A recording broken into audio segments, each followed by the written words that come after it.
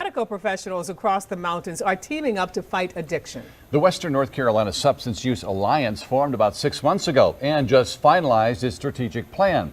News 13's Aaron Adelson explains what the group's aim is in our reality check. It has 4 key areas to focus on. One is boosting treatment for pregnant women. The second is strengthening long-term care for adults. The third is doing the same thing for kids and young adults, and also expanding medication-assisted treatment. Now, the Alliance isn't all about opioids, but it is a major focus.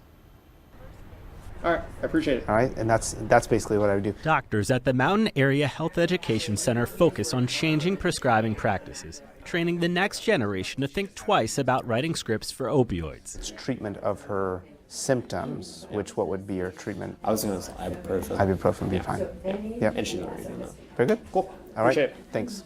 It's part of the Alliance's aim to change prescribing habits. MAHEC hosts 36 residents at a time with a history of many of them staying in the area as primary care physicians. Dr. Daniel Frayne works to train residents and more experienced doctors. I think it's much more challenging to change habits than to teach a new prescriber what is the best approach. A new state law called the STOP Act limits doctors to prescribe a 5-day supply of opioids for acute pain.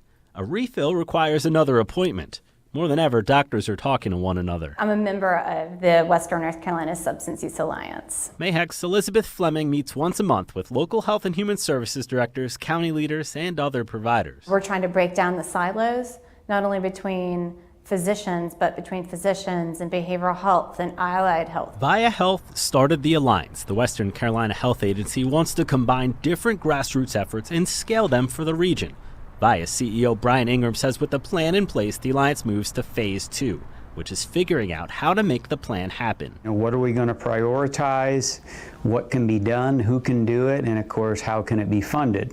Which is probably going to be our greatest challenge. Ingram says the Alliance will have short and long-term goals. Immediately, the Alliance may be able to expand the availability of Narcan.